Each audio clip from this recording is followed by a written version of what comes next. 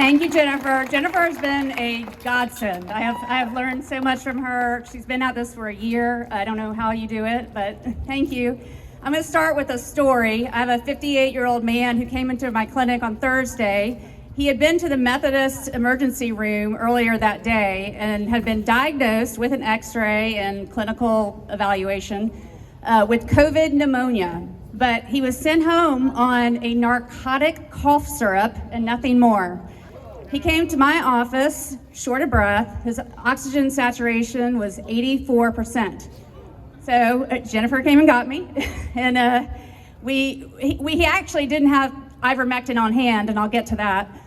But we gave him IV Solumedrol, which is a powerful steroid, much more powerful than what they're giving in the hospitals. We gave him IV antibiotics and IV vitamins and a breathing treatment. And then he came back the next day. He did not want to go to the hospital. Next day, he comes back, it's the same thing. And last night, I got a text message from his wife saying his oxygen level was up to 98%. It is not that hard. It is just crazy. But he told me that the doctor there told him it was too late for early intervention protocols. And I mean, what's the point of having a doctor if all you're gonna do is follow a protocol? You know, it's just we might as well just order our healthcare off of Amazon. Doctors have an ethical obligation. We have to respect our patients' rights, and we have to respect their right to make informed decisions about what goes in their body and what kind of health care they receive. And this obligation supersedes what hospital administrators say, it supersedes what Medicare says or the FDA or anything. It's all between the patient and the doctor, but that has completely been lost in this pandemic. If a doctor does feel like they want to stick up for their patients, then what happens? They get vilified in the media. They lose their license over Twitter.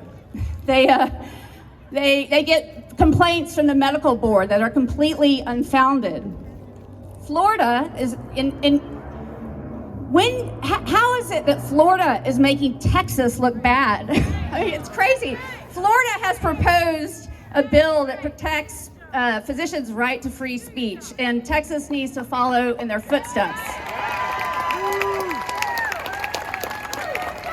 Yeah, DeSantis was able to get his hands on monoclonal antibodies when no one else can, and Texas needs to follow in their footsteps. If these third parties want to tell doctors how to treat patients, then they should be held responsible for the outcomes. And that should be, people should be able to take legal action against the third parties. The ivermectin situation. So I can't write a prescription to CVS, Walgreens, HEB, Kroger for ivermectin because the pharmacists have decided that they know better than doctors. And the leaders of these companies, the CEOs, it's coming from them as well.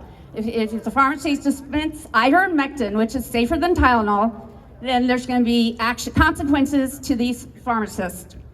So, you know, ivermectin is safer than Tylenol. We need to protect our patients. We need to allow ivermectin. I mean, in Mexico, you can get it from a vending machine.